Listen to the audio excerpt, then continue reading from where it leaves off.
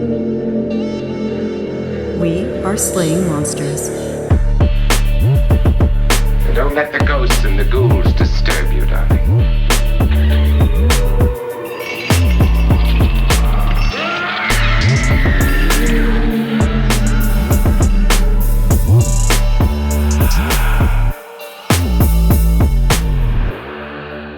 Did anybody spot a Yeti over their holiday season? Listeners, write in. Yeah, let us know. Yeah, I don't think we're going to spot a Yeti out here because we live in the burbs. So. Yeah, same. Not here either. But for our listeners in mountainous regions. Yes. What have you seen? I wonder how many bears that are covered in snow are mistaken for Yetis. I didn't think about that. But like, what if it's like a snowstorm and it's like just covered in white and it's moving, or like, I don't know. Well, remember that Tom Slick had actually determined that the two types of Yetis were brown and red.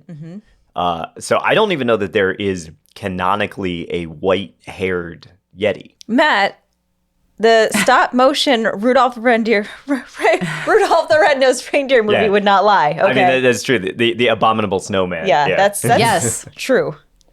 There is only a white Yeti. Yeah, that is a documentary. Like, it's not made up. I always loved that guy. So when I was a kid, that ice axe I thought was the coolest thing. His like ice pickaxe. I really liked that. Why did he lick it, though? That was weird to me. I don't know. Okay. I haven't seen the stop motion Rudolph in a really long time. I might have to squeeze it in before the holiday season is over. Because it's only like 20 minutes, right? They're pretty short. Probably. I don't know. No, I remember it being really long, but that's like a kid's perspective. I remember the Grinch being really long, and the Grinch is literally 20 minutes. Like the original one. 52 to 53 minutes. Oh, yeah. So that's a decent amount of time. Yeah. Okay. Yeah. It's like an hour. It's a TV show. cool. It felt longer. It said in the AI overview that it could go as long as 75 minutes with commercial breaks. So that's probably why it felt longer as a kid, because we were probably watching it on TV and there were commercial breaks. So then it was like an hour and a half, basically. Yeah. Okay. Hey, Yeah, go ahead. I was going to say, for all you young children listening, there used to be these things called commercials, and you couldn't fast forward through them. Well, you just had to sit there. Honestly, it's still that way, though. That's true. Yeah, they just happen at the beginning of your YouTube video now. And we can skip them, but not always. You can't always skip them. Not always. Was that what you were looking for, Matt? For an entrance? Yeah. Is that a good intro? What an amazing intro. Is that appropriate? Yeah. Well, our listeners are glued to their headphones right now. Well, I don't know if you've noticed, but we are slaying monsters. We got Maddie J across the table. Hey. And we got Katie. Hi. Katie needed to drink. Okay. I was like, and my mouth is full of water. Swallow. Okay. And I'm EJ. And I thought that we were done on episode 3, but not Yeti, because we have one more to go. Not Yeti. Here we go. Yeah. We're going to bring it home with the conclusion of the Yeti hand heist today. So in our last episode, oil man Tom Slick's crew is finally in place. Their goal was to get into the Pangboche Monastery in the Himalayas and steal part of a mummified Yeti hand that had been held there. Leading this heist is cryptozoologist Peter Byrne, and with him is a cadaver hand obtained by British zoologist William Osman Hill. But even if Byrne can make the swap, he will still need to get the hand out of the country underneath the noses of Nepali officials. Because remember, this was their ongoing problem throughout the whole time. They had hair samples and track casts that they brought back that were sort of absorbed into the governmental machine and just disappeared. And so they are of the belief that they need to get this hand out clandestinely. Now, some accounts put it in December, some in January, but in either late 1958 or early 1959, Peter Byrne returned to the Pangboche Monastery. He spoke with the llamas there and inquired about the Yeti hand, which he had seen before. And again, he requested to inspect it and see it. They agreed, but they would only allow him to do so with one of the monastery's keepers present. So he could not be alone with the Yeti hand. Had he been alone with the Yeti hand before? That's unclear to me. I'm not sure if this was a new wrinkle and development, or if this had been something that they just didn't account for. Man, too bad they couldn't just pull the fire alarm or something. Yeah, I'm not sure there was a fire alarm in the monastery. Yeah. Or release a bunch of snakes or something. I don't know. The fire alarm is yell fire. Yeah. Just really loud. Yeah. Yeah. This is Byrne's first obstacle. He tried to overcome it with money. He haggled and offered them 10,000 rupees to allow him to be alone in his examination. That's so suspicious. That's about I know. Yeah, about $2,000. That's what I was going to say. They would immediately be like, no. Yeah, what are you Why do you want to be alone? Yeah, exactly. Why do you need to be alone with it? You weirdo. And remember, this was a money-making thing for them. You know, the Yeti was really popular at the time. You had these searchers coming in, paying money to just see it. And now this dude's like, hey, is it cool if I just pay you a little bit more and you don't see what I do? So, yeah, obviously this was a sticking point for the llamas. Depending on your source, what ultimately happened is Byrne had invited the llamas to have a couple of drinks with him and allegedly drunk them under the table. I guess I don't know if llamas drink. Some religious leaders do, some religious leaders don't. And then if they do they drink to excess, right? I'm not sure I believe it, is what I'm saying. That's my first thought. Well, I honestly don't know whether this happened or whether they were able to eventually arrive at a price that allowed him to get in alone. It depends on your source, because Byrne claimed that he didn't, and that he just paid them off and they allowed him access to it. But then in private correspondence, he said that not only did he pay them off, he also got them really drunk and slipped in without them knowing. It could be a little bit of both. He got them a little drunk and then was like, what if I just give you this money? And they're just like, all right. Yeah. After they weren't thinking about it too hard. Typically, however, I just looked it up, and typically they do not drink alcohol, typically. So easier to drink them under the table. Right. Yeah. Mm-hmm. Okay. So finally, either way, Byrne gets locked away with his prize, and he put his taxidermy skills to the test. Once alone, he removed the hand's index finger and thumb, and then working carefully, he replaced them with the bones of the cadaver hand. As he said, I did this drilling and wiring the human finger in place of the one which I removed. Wait, so he really needed to be there a while? Yes. This wasn't just a boop, boop, and maybe... no. He had to do a whole operation. No. Because they understood from the pictures that they had taken of the hand that it was different enough from a human cadaver. And it was everybody's assumption too, right? Because it was, quote unquote, a Yeti hand, right? It wasn't a human hand that they were swapping. So Byrne knew that he couldn't just steal that hand, replace it with a not fake, but a human cadaver. They would look different. He had to actually alter that one. So he removed thumb and finger, replaced them with bones, and then wired those bones in. With that switch made, he left the temple and he hurried back to camp. The llamas didn't stop him, and at least initially, they didn't seem to notice any difference in the bones. So the first part of the heist was successful. Peter Byrne had a Yeti finger and thumb. In a 2011 recounting of the events, Byrne claimed that the switch was done with the consent of the llamas and said, we made a donation of 10,000 rupees, and the llamas then gave me the go-ahead to take one finger and replace it with another.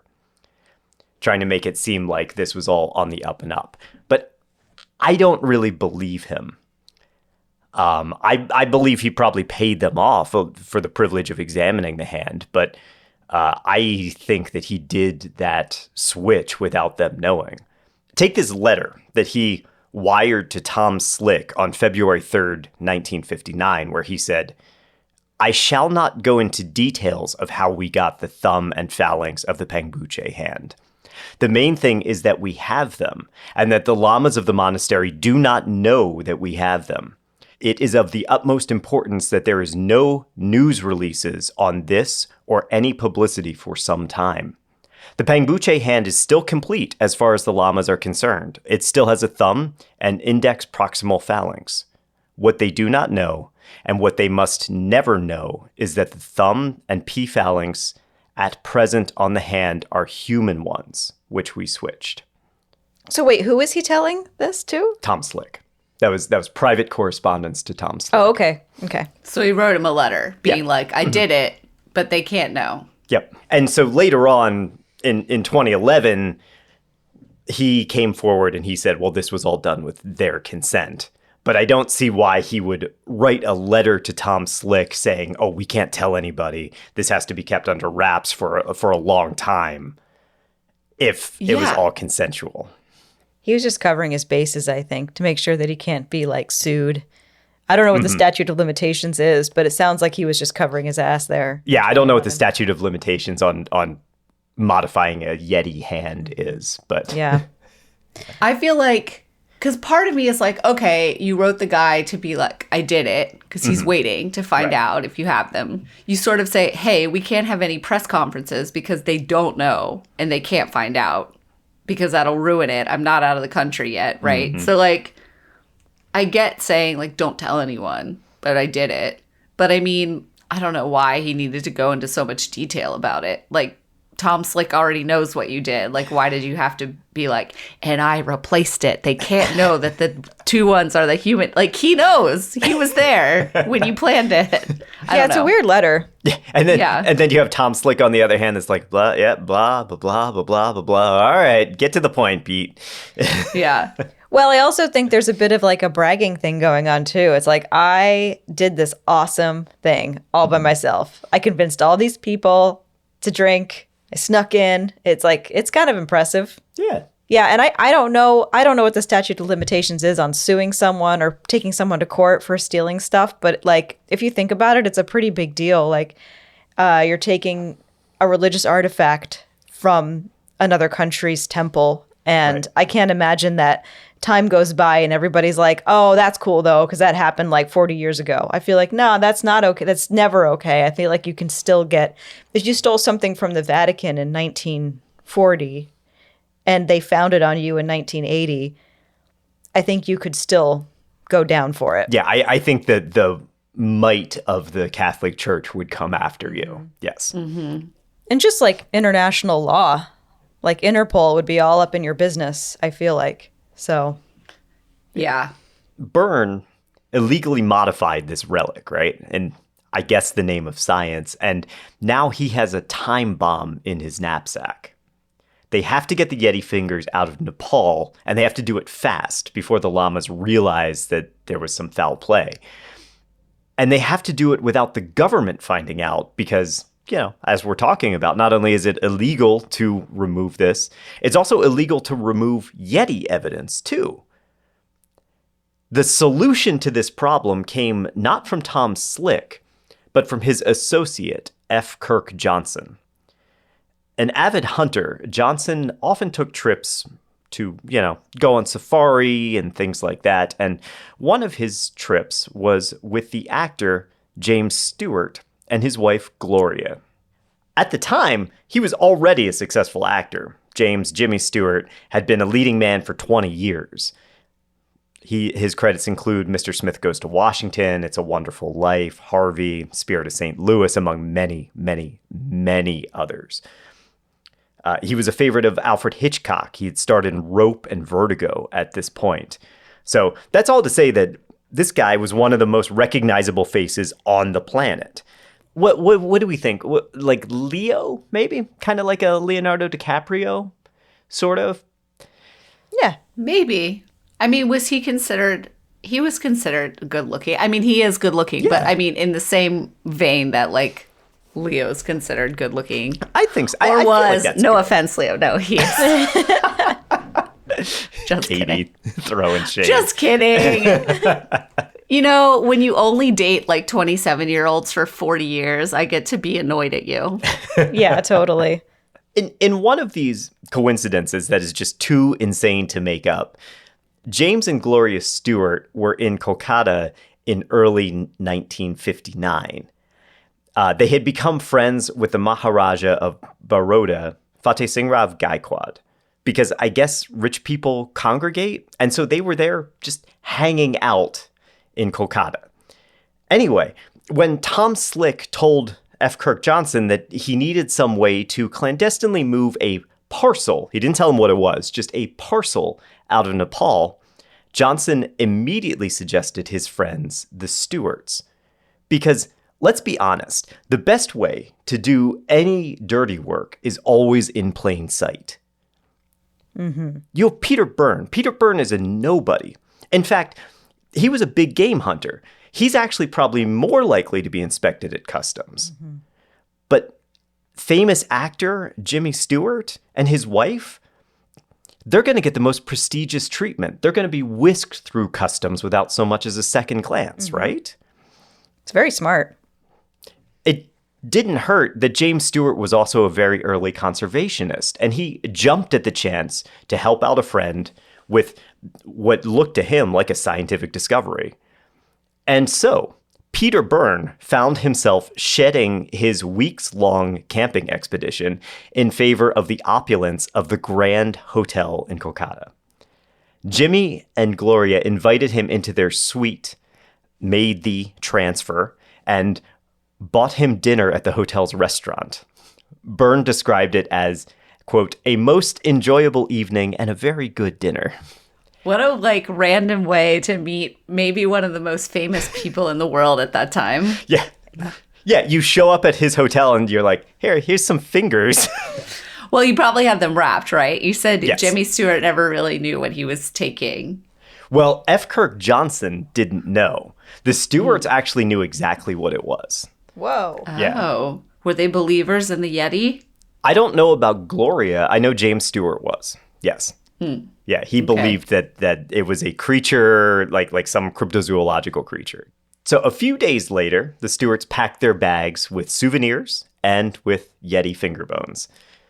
Still concerned about this being discovered, Gloria decided that the best course of action was to pack them into her lingerie bag, mixed in with her underwear. Oh my God, so smart. She's so right. I feel like even today that could buy you some usefulness. Probably like not as much, but back then, oh my God, they would never. Oh, yeah. Totally. Yeah. So they considered this secure.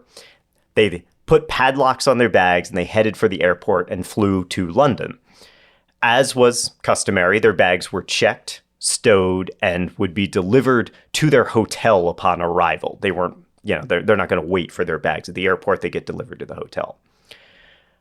But when the Stewarts finally got to the Dorchester Hotel in Mayfair, one of their bags was missing, and that was Gloria's. Oh, God, no. What? No. And so How? they panicked, thinking, had this been discovered? Had the government seized it? Had a baggage handler stole it? Like, is it possible that somebody just walked away with this random bag and now had this artifact in it? Right. They contacted the airport. They contacted the British Overseas Airways Corporation. Nobody could find it. Oh, my God. How is this possible? 3 days go by. They fret in their hotel room. They're positive that the authorities are going to knock on their door at any minute and be like, hey, so we found something weird in your bag. On the other side, William Osman Hill is just waiting at the Zoological Society. He's waiting to get this artifact. And finally, a British customs official showed up on the third day at the Dorchester Hotel. The Stewarts invited him in, and he set Gloria's bag on the floor. The Stewarts played very gracious hosts, made him tea. They sat down, they shared tea, they shared snacks, and they thanked him. Oh, thank you so much for finally returning our bag. And Gloria looks it over, and she sees that the locks on her case are, at least appear to be undisturbed. Mm-hmm. And so she asks him, "Did you open this bag?" And he responded, "Oh, madame, a British customs official would never open a lady's lingerie case." How did he know it was a lingerie case? Did it just look like one? Okay. All right. I don't know. Yeah, maybe they're like, well, maybe that's just the assumption, right? Like, right. I feel like your suitcase is going to have your personal items in it. Unmentionables. Yes, Yeah. right. Right. When he left, they checked, and sure enough, the finger bones were still there. Yay! My God, Matt, you had me on the edge. I was like, did they lose it after all of this? So finally, eager to be free of this responsibility, the Stewarts handed them off to F. Kirk Johnson, who passed them to William Osman Hill at the Regent's Park Zoo.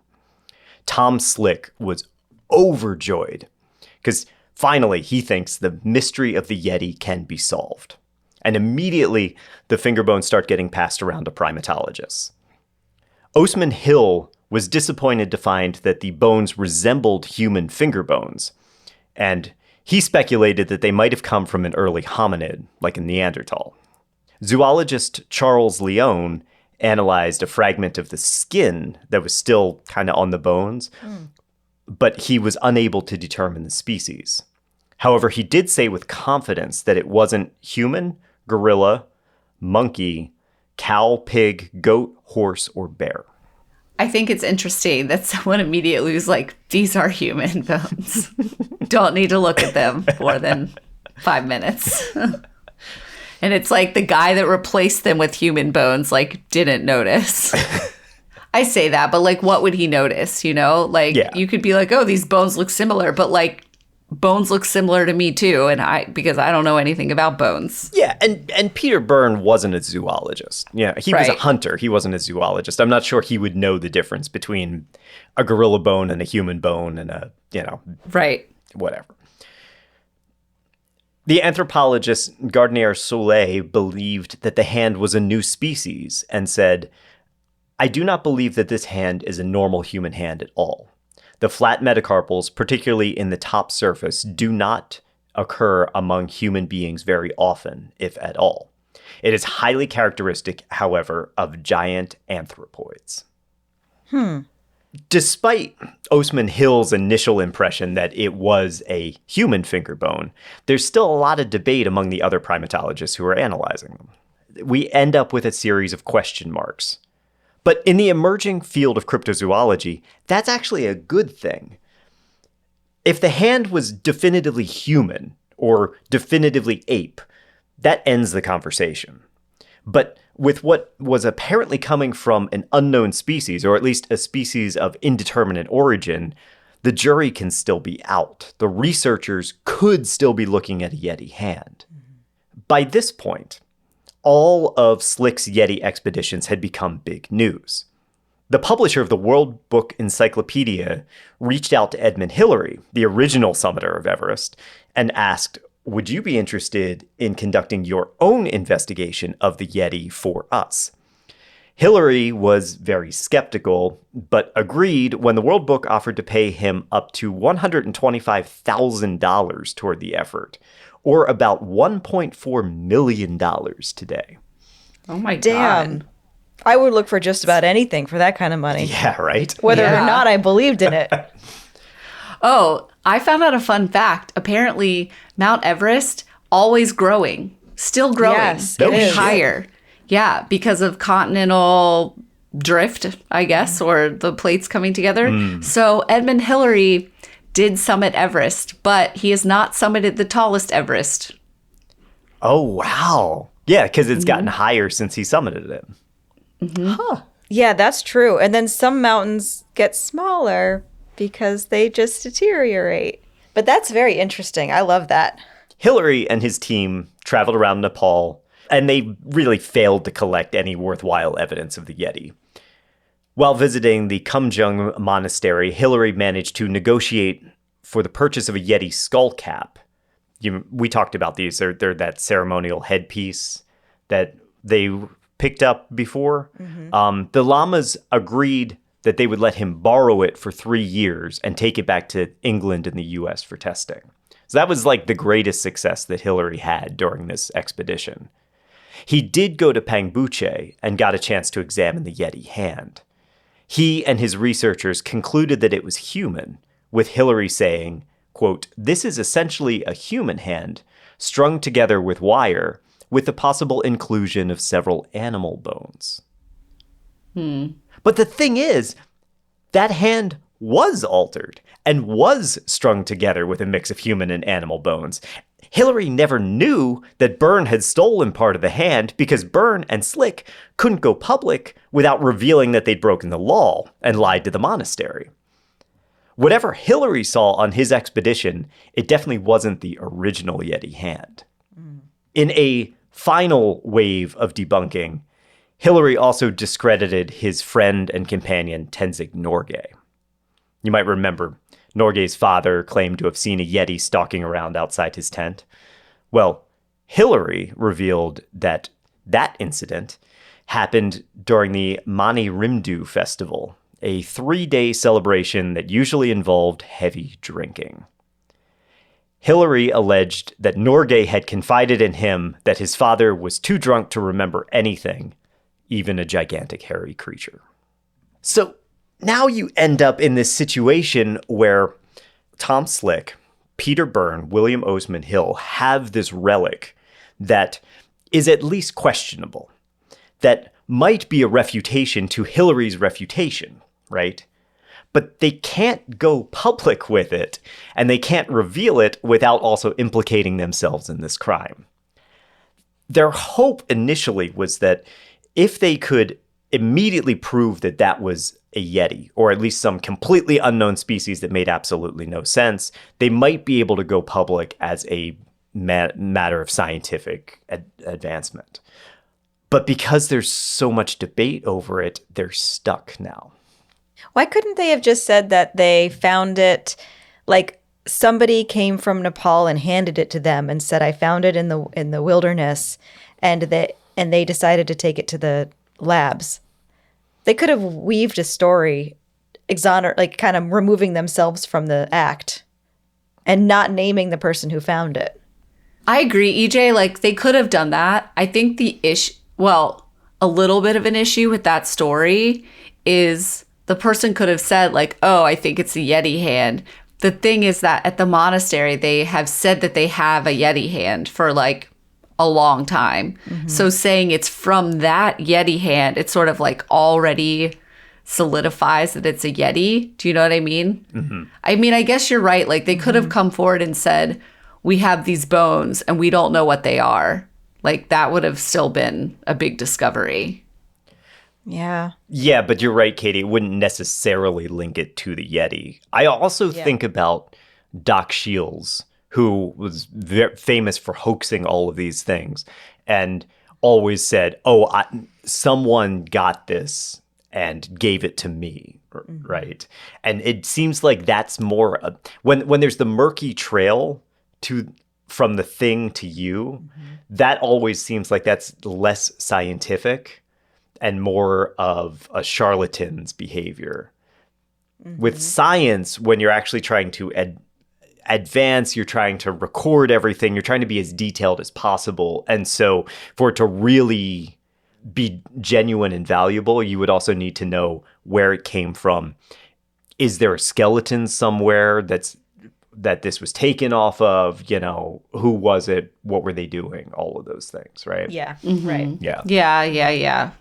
Now, back in the States, the Yeti skull cap that Hillary negotiated for was passed around and ended up in the hands of cryptozoologist Bernard Heuvelmans. He believed that it was actually made from goat hair, specifically the Sumatran sirau. But Heuvelmans couldn't figure out how the pattern of hair growth was possible since the hair seemed to radiate outward from the point of the cap. Now, perplexed, Heuvelmans turned the scalp over to his friend and fellow researcher Ivan T. Sanderson. Sanderson was an animal collector, and he tried to replicate that scalp and eventually found that he was able to duplicate it and the hair patterns by wetting the scalp and then stretching it over a mold or a form. And so Sanderson concluded that the Yeti scalps that had been reported were made from stretched Seral hair. Because of these were rare animals in the Western collections, the hairs had never been properly identified because not many people actually had hair samples from them. That's so interesting. I also love this replication. Like oh my God, the word is escaping me. On ghost shows, when they're trying to like debunk something, they try to recreate. That's what the word I was looking for. Oh my God. Like, I love that this person was really like, I'm going to try and recreate this. What happens if I do these different things to something similar? And was very easily able to recreate it. And I love this example of early debunking. Not that early, but you know what I mean. Early in cryptozoology, though. This is sort of the dawn of cryptozoology. So, yeah. Now, despite all of that, both Heuvelmans and Sanderson were convinced that the Yeti was a real animal. They just believed that the scalp and the hand were fake. Sanderson himself agreed with Edmund Hillary that the Pangboche hand was likely human, but Sanderson also didn't know that it had been altered by Peter Byrne. Sanderson wrote up his findings in his 1961 Abominable Snowmen, Legend Come to Life. That book became the seminal work on the Yeti and was the foundation for researcher Rene de Hinden to move to Harrison Hot Springs and start looking for Canada's equivalent, the Sasquatch. This connected him to John Green, and their partnership really kick-started the North American version of the Yeti legend. For more on that story, check out our Prehistory of Sasquatch series. That's super interesting. I did not realize that the Sasquatch was descended from the Yeti. It makes sense. Mythology of, yes. Yeah. Yes. Yeah, because briefly, since Katie, that was before your time on this podcast, there's this researcher named Rene de Hinden who heard about everything that was going on in Nepal with the Yeti and all of that, and also heard some rumblings about something similar in the Pacific Northwest, and decided that he would go to this town and start doing this investigation himself. While he was there, he hooked up with a local journalist named John Green, and together they really started the foundation. They built the foundation of the American Bigfoot Sasquatch mythology. They'll go on to actually be part of the group that coins the term Bigfoot. Meanwhile, Sanderson and Heuvelmans would investigate the fraudulent Minnesota Iceman, a case that will ultimately destroy their friendship. And to hear all about that story, you can check out our Minnesota Iceman series. Anyway, in the early 1960s, researchers were searching for the Yeti in other countries, too. Or at least hairy bipeds in other countries, too. And that led to some of them, like Green and de Hinden, to conclude that the Native American mythology might actually contain references to hairy bipeds. Schoolteacher J.W. Burns mistakenly linked this idea to the Chehalis tribe's Sasquatches, which were hairy giants. That's more akin to like the wild man of the woods motif, and Burns used this idea to draw a distinction between what he considered the positive Christian role models and the unclean, primitive tribal customs. He used Sasquatch as like a boogeyman, the thing that his indigenous students would become if they didn't abandon their tribal foundations and embrace Christianity and Western ideals. He was a son of a bitch. He was a son of a bitch. In short.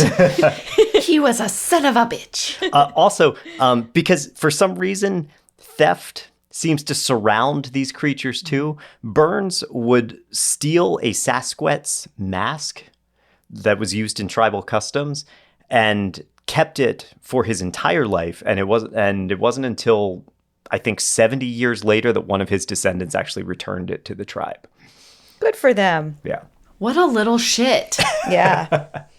Obviously, this is all wrong, right? But that didn't stop Tom Slick from chasing the Yeti on his home turf, which is honestly a little bit better for him, too. You know, he has the money to send researchers all over the world, but it's a hell of a lot cheaper to just be like, hey, you want to go to Oregon instead of going to Nepal?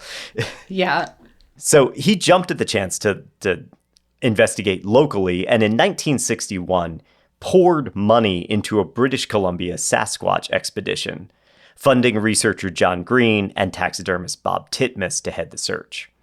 He even paid tuition for Titmus to learn embalming on the assumption that if they caught a Sasquatch, they were going to need to preserve the body for study. I don't think it should be a surprise to anyone that they did not find the Sasquatch. I just love the preparation for the fake thing. They're like, you need to go to school for embalming because then when we get it, you need to be able to preserve it immediately. You know, Like- Katie, there is so much preparation for the fake thing in this world that Yeah. is That's true. just so much energy is put into so much shit that doesn't have evidence. It's amazing. What if we put it toward things we could do, people? Exactly. And look, I'm not against people putting energy toward scientific endeavors that might end up not working out. Like that's something else. And I That's science. Yeah, and to an extent, I do understand the search for.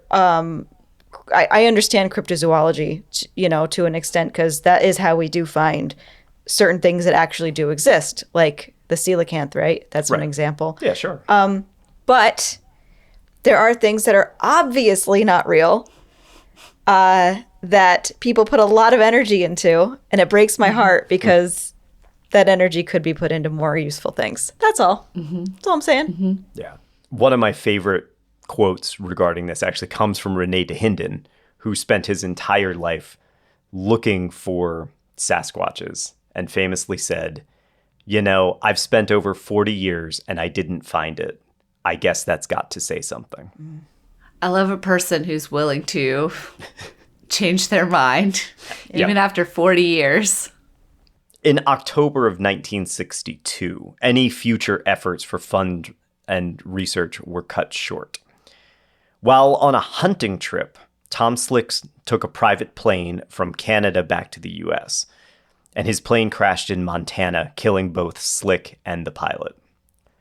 The cause of the crash is unknown, but it was likely a wind shear over the mountains, which caused the wing of the craft to snap. Oh, God. Yeah. The plane was found in pieces, and the bodies of Slick and the pilot had been ejected during the crash and were badly burned. With the untimely death of its leading funder, the Northwestern Sasquatch hunt fell apart. Peter Byrne hung up his hat for nearly a decade before returning to the field in 1971. Still, he'd lost most of his taste for it and retired from Sasquatch hunting again in 1979. Even so, Byrne's contribution to the field would live in legend, and he is considered one of the four horsemen of Sasquatch research. Primatologist William Osman Hill died in 1975 at the age of 73. Following his death, the Pangboche Hand fragments disappeared.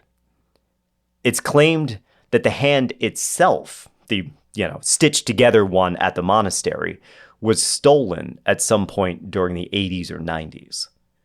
With it, vanished any shred of the original artifact. It's likely that hand ended up in the underground black market trade and may still today be in a private collection somewhere. Somebody go find it. Yeah, please. With the disappearance of the Pangboche Hand, the story of the Yeti heist itself also disappeared. Now, you want to go a little crazy for a sec? Always. Well, how do we know this story then? Like, how do we know this happened? We'll get there. Okay. But let's dive deep into the world of conspiracy theory first. Because some more fringe cryptozoologists speculated that there might be more to the hand's disappearance and Tom Slick's death than meets the eye. Oh boy. Lauren Coleman details a particularly strange theory. Tom Slick wasn't looking for the Yeti during his expeditions. Not really, anyway. Allegedly, Tom Slick, and by proxy Peter Byrne, and their team were passing false information to the Chinese. The Yeti, this theory claims, was a smokescreen used to prevent the communists from getting any real insight into operations in the region. If small teams of spies were caught, they were instructed to claim that they were Yeti searchers, not secret agents. It has even been alleged that Tom Slick and Peter Byrne helped to extract the Dalai Lama from Tibet during the 1959 Tibetan uprising. And finally, Tom Slick's death was masterminded by the CIA after the millionaire had served his purpose, but before he could go public about his involvement. Allegedly, his plane had been sabotaged. Oh, man. I love that. Me until... You love it. I love it. EJ loves it. I loved it until the CIA killed him off. And then I was like, no. If he'd been such a good spy, I think you could trust him to just chill afterwards and not tell anyone. True. I like this theory. It provides a real-world explanation for his search without requiring a fantastical animal. But I don't actually think that this holds any water. Rich people, famous people, for the same reason that they used Jimmy Stewart to sneak the thing out of Nepal. Like, rich people and famous people were spies during the Cold War, were like double agents. I'm forgetting, there's a good example that I'm forgetting right now. It doesn't matter. You can look it up. Like, they did, a lot of times they did do that because similarly, people are not expecting rich billionaire guy or like really famous person to be collecting information. So I don't hate it. I don't hate that they were like, oh, he was actually a double agent. I actually am not mad at that. I just don't think it's true when you start telling me that they killed him. But go ahead. Sorry, Matt. Well, we know that Tom Slick was interested in cryptozoology as far back as college because he went to Loch Ness, right? He was looking for the monster. That's before he's going to be on the CIA's payroll. After years of research in foothills of Nepal, he then funded expeditions in the Pacific Northwest, which was a very uncommunist region. We know from correspondence and statements between Byrne and Slick that Slick was obsessed with finding the Yeti. And I don't really understand why a man operating as a CIA agent would go to all the trouble of smuggling an artifact out of Nepal, risking arrest not only of his lead researcher, but maybe one of the most famous celebrities in the world, if it was all a ruse to pass false information to the Chinese. It just doesn't make sense. Especially when we consider that the Pangboche Hand fragments were kept quiet for years after their extraction. So quiet that mountaineer Edmund Hillary and cryptozoologist Ivan T. Sanderson didn't even know about their theft. Just doesn't make sense. And finally, the plane that killed Tom Slick, or that he died in, was a Beechcraft Bonanza, the same plane that was responsible for the death of Buddy Holly, Richie Valens, and the Big Bopper just 3 years prior, an incident that was made famous in the song American Pie, right? Other notable deaths in Beechcraft Bonanzas include country music star Jim Reeves, Ozzy Osbourne's guitarist Randy Rhoads, and while he didn't die during the crash, Apple computer Steve Wozniak did crash a Beechcraft Bonanza but survived. All that is to say that a celebrity dying in a plane crash, especially a Beechcraft Bonanza crash, isn't really all that remarkable and definitely doesn't require foul play. What's up with these planes? Yeah. I don't know. Apparently, was this the Boeing scandal of the mid-20th century? I guess. Also, just a little holiday song trivia. Jim Reeves wrote one of my favorite rando Christmas songs. It's called Snowflake. I encourage everyone to look it up. No shit. Okay. Wow. Yes. So cool. I was like, oh, and he died in a plane crash. That's sad. Yeah, I think that if I ever become famous, my goal is to never be in a small plane, because I feel like that is just like famous people fodder. Like famous people for sure die in those tiny little planes, like John Denver. And, you know, I just I'm not going to do it. Yeah. Travis Barker didn't die, but famously was in that crash. I mean, I probably won't be famous, so it won't matter. But if I ever am, this is a... Yeah. Was it Charles Barkley, too? Didn't Charles Barkley die in a No, plane he's crash? alive. Wait, He's alive. You're not thinking Charles of Barkley. You're thinking Kobe Bryant, but that Kobe was a Bryant. helicopter. It was a helicopter. Yeah. also helicopter's bad. I feel like almost all of the military accidents you hear about, like the training accidents you hear about on bases, it's always fucking helicopters. Like always. Yeah, I Just think like you're right. I think the show Succession gave us a really false sense of safety with helicopters because they go into helicopters every goddamn episode and nothing ever happens. And I truly think that's unrealistic. It's very not true. But I also think it's realistic that rich people are using helicopters everywhere. Did you know that there's like actually a now in New York, it's like less expensive than you'd think it is, but there are actually now 2 like helicopter taxis in Manhattan that will take you to JFK. So if you're like running late, you can go to like the edge of Manhattan and get on a helicopter and it will fly you to JFK. And it takes like 5 minutes to get there. Wow. In the 1980s, Lauren Coleman began working on a biography of Tom Slick. While interviewing Peter Byrne, Byrne recalled the story of the Yeti hand. And at first, Lauren Coleman was like, this is insane, buddy. This is too unbelievable to be true. So he contacted James and Gloria Stewart, who confirmed this shit actually happened. What? That's awesome. I love that those 2 are fucking on the record being like, yeah, we did that. Yep. Coleman's research also put him in contact with anthropologist George Agogino, the last person to have seen the hand before it disappeared. Now, luckily, Agogino still had a piece of the skin from the original specimen, and he agreed to share that with NBC's Unsolved Mysteries in 1991, and the program tested the tissue. They found that it was, quote, this is the most Unsolved Mysteries conclusion ever, near human. It was near human, but they couldn't give a definitive answer. Damn it. Oh, Unsolved Mysteries. Well, they're true to their name. It's such an Unsolved Mysteries What thing, does that right? even mean, near human? Are they like near human? And by that we mean human, but dehydrated for thousands of years. Yeah, like maybe the markers that it needed were deteriorated enough so they weren't able to really fill the puzzle in totally. Could also have been from like an early hominid, like a Denisovan or a Neanderthal or something. Yeah, I don't know what tests they did either. I know that they didn't do DNA testing at that point. It was 91, so it's a little early to do DNA testing. But yeah. In 2005, New Zealand mountaineer Mike Alsop stopped over at the Pangboche Monastery. Now, he had been interested in Yetis himself, and so he spoke with the head of the monastery there, Lama Geshe, and asked about the creature.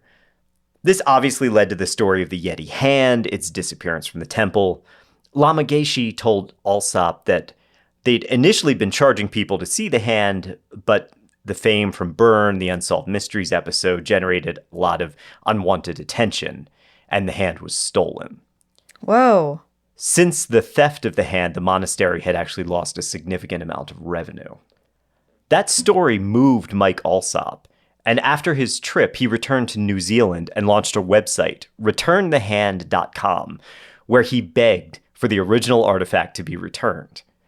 Alsop offered to pick up and return the piece to the monastery free of charge, no questions asked, was even willing to keep the person anonymous if they came forward. There were no responses. In 2010, he decided to take matters into his own hands, and he contacted New Zealand-based Weta Workshop, a model maker for the film industry. Now, at the time, Weta was all over the news because they were very heavily involved making props for Peter Jackson's Lord of the Rings trilogy. But Alsop wasn't looking for one ring to rule them all. He wanted Weta to create a replica Pangboche Hand for the monastery. Never one to turn down a good project, the founder and CEO, Richard Taylor, agreed. And within a year, Alsop was delivered a perfect replica of the Yeti hand. In May of 2011, Alsop and a small team traveled back to Nepal, fake hand packed in his luggage, but I don't think in his lingerie. He delivered the replica to Lama Geshe, and the hand was once again put on display, this time in a glass case. According to Alsop's Instagram, they were still there in 2024, safe from tampering. So now people are going to see the replica, I guess? The replica, yes. Yeah, you can still go there and see it. And that worked? People are going to see the replica? I assume so. I don't know how much of a tourist attraction that actually is, but if you want to see it, it's there. Okay. Peter Byrne fully supported that return and was very happy to learn that the monastery got their relic back. But this still leaves this big question. What happened to the hand? And what happened to the fragments that William Osman Hill had? Well, in 2008, the Royal College of Surgeons Hunterian Museum began an extensive project to catalog older collections that hadn't been fully reviewed. In the process, they found an unopened box that had been bequeathed by the estate of Professor William Osman Hill. It took 3 years to fully analyze everything in the box, but the museum found the long-lost Yeti fingers. Surprisingly, in a small box labeled Yeti finger. No one's trying to hide anything. They just hadn't looked. They just didn't look. Yeah. So it got passed to the Zoological Society of Edinburgh for DNA testing, finally, for the first time. This has never been done before. Dr. Rob Ogden explained to the BBC, "We had to stitch it together. We had several fragments that we put into one big sequence, and then we matched that against the database, and we found human DNA. Human is what we were expecting, and human is what we got." In the end, the Pangboche hand was a mummified human hand. Now, how the monastery ended up with a severed human hand is really unknown, but it's not out of the ordinary for renowned Buddhist figures to be mummified and have their bodies preserved ceremoniously. The Rubin Museum of Himalayan Art in New York notes that bones, ash, and body parts were often remade into religious relics, like bone prayer beads or bowls made from human skull caps. So it seems likely that the Pangboche Yeti hand was one of these, which got dressed up for tourists looking like a mythical monster on the slopes, right? Why would they say that it was a Yeti? Why wouldn't they just say that it was a monk's hand? That's strange to me. I think that they probably said it was a monk's hand for a while until people came looking for Yeti relics. And then they said, oh, this is a Yeti relic. In 2023, Peter Byrne passed away at the age of 97. He never lost his fascination with Nepal or with the Yeti. He took his final trip to the Himalayas in 2012 at the age of 86. Wow, he lived a long life. He really did. Good for him. Mm-hmm. So, where does this leave the abominable snowman? I don't know if based around this, we can definitively say that it does or doesn't exist. I mean, this is just a couple of pieces of falsified evidence. But the case for or against the Yeti is more than just a hand or a scalp. The most important evidence of the Yeti, bar none, are the tracks, particularly the Shipton ice axe track, the one that kind of started it all. As we discussed earlier, I'm pretty confident that that was a bear overstepping and Shipton was cleaning up the track, probably with good intentions. It's also possible that at least some of the Yeti sightings are related to altitude-induced hallucinations. In 2017, a team of researchers from Cambridge published a study that linked high altitudes to temporary psychosis. When climbing to extreme heights, like over 20,000 feet, subjects reported hearing voices and experiencing visual hallucinations. These symptoms were novel for the subjects and disappeared after they descended back down the mountain. Among those hallucinations were what's called third person phenomena. Have you ever heard of this before? Yeah. So in third person phenomena, there is an unseen presence that you sense that seems to be following you and observing you from afar. And that's, of course, very famous in a lot of these Yeti reports. If you think back to Tenzing Norgay and his father and these things. It always seems like, oh, there's something around, there's something stalking me. And it's usually a person. Like, and in most cases, they see another climber with them. Yeah, another human following you. Sometimes I think even giving you advice or encouragement, like keep going, keep trying this. Yeah. That's the one that I read. The article that I read said that oftentimes it's like encouragement. Yeah, and it feels so real. Like I read about one climber who had a third person encounter and they felt them tugging on their line. And they heard their boots crunching behind them and everything. Like, it just felt so very real. It wasn't just a visual hallucination. It was everything. So now think about this, right? Let's say you're climbing Everest or a mountain and you are experiencing these types of hallucinations without really knowing what they are. So you have this idea that there's something that's following you. Maybe you hear the footsteps. You think you might feel the presence of something in the bushes nearby.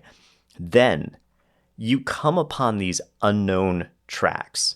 It's huge. They look like they're way too big to be a bear. They actually look a little bit human. They look like they're, just one set of feet rather than 4 paws. Don't you think that would set your mind wandering? I'm not saying that that's all of the Yeti reports. It's interesting because the Yeti in the Pacific Northwest, when we talk about Bigfoot, when we talk about the Sasquatch, the greatest evidence for those is always photographic. We have the films, we have the photos. Of course, the Patterson-Gimlin film is the seminal Bigfoot image. We don't really have that for the Yeti. The evidence of the Yeti is always these tracks and the reports of the people that are up there. Personally, I haven't seen good evidence for hairy bipeds in the Himalayas. But the story of the Yeti hand and the daring heist surrounding it makes for, I think, one of the most compelling narratives in the history of cryptozoology. The tale of this small team risking their safety in the name of scientific advancement is kind of similar to John Hunt's assault on Everest, which saw Edmund Hillary and Tenzing Norgay finally reach the summit of the highest peak in the world. But while Everest has been conquered, the Yeti itself remains unassailable, a hidden monster as mysterious as the mountain. And that's the story of the Yeti hand heist. What I thought was really interesting when reading about hallucinations too was that they don't see there's not like a ton of evidence that people see monsters. Is that right? Or is that something did you find that too? That they see people instead of creatures? It seems to be people. Yes. Yeah. But I think that's really interesting. Yeah, and I think that does sort of dovetail with the Yeti idea, though, that it's more of an intelligent hominid, not a gigantic bear. To me, that's actually in support of hallucinations causing Yeti sightings. Also, I think about this is off the top of my head, but like old-timey people on a mountain were probably wearing huge amounts of like gear, fur, like fluffy things, and then you're like hallucinating that this humanoid is following you. I don't know. That's true. They didn't wear like Cotopaxi and like Patagonia shit back then. Like It wasn't like bright orange. Right, exactly. Yeah. That's what I think about. Every time I think about climbers, I'm like, oh, they're wearing like those like cool, awesome, different colored things. Yeah. But no, you're right. Like they would have worn, bear colors, basically. Yeah, probably. Yeah. Okay. I will still say if there is a cryptozoological creature that exists, I still think that the Yeti is one of the ones that It just feels so remote out there. I'm like, I could believe that there's something out there that we haven't found yet. Yeah, you guys also, I think, hit on one of the more compelling cases for it, which is that maybe there aren't any Yetis anymore, but the Yeti might have been something that died out 200 years ago, 300 years ago, something like that. We talked about that very briefly in one of the previous episodes, that if that's the case and you're just talking about a cultural memory, I think that is probably a lot closer to what I could see as reality for the Yeti than the belief that there is still some breeding population that lives there in the Himalayas and is actively moving through it right now. We have the snow leopard is one of those animals that's like really hard to find, really hard to photograph. And we have people who have gotten photo and video evidence of the snow leopard. So it seems like we should be able to get more from the Yeti if it was out there, but maybe not if it was out there 250 years ago. And that would explain why we don't find bones and we don't find droppings and all of that stuff. Well, they're just gone. They've been buried under snow for years. Well, thank you all so much for joining us on this trip to Nepal to investigate the Pangboche Hand. If you know the location of the Pangboche Hand, they're still looking for it. It is still that the original hand has not been found. So if you have seen the Pangboche Hand, send us an email, slayingmonsterspodcast@gmail.com. Yeah, until next time, be safe out there. Bye, everybody. Thank you. Bye. Next time. You creep through a pitch-black tunnel, the only illumination the small lamp you carry. Behind you, the cramped sewer passageways echo with the sounds of your footsteps and the snarling growls of the creatures that lurk in this subterranean labyrinth. Thanks for listening to Slaying Monsters, the 40 in History podcast. If you like the podcast, there's a couple ways you can show your support. You can tell your friends, you can leave us a rating and review on your podcast platform, or you can head over to slayingmonsterspodcast.com and click on the Support Us button to leave a donation. For questions, suggestions, and other feedback, reach out to us, slayingmonsterspodcast@gmail.com, and stay up to date by following us on socials @slayingmonsterspodcast. Your support helps us grow, and we are truly grateful to have our listeners and community.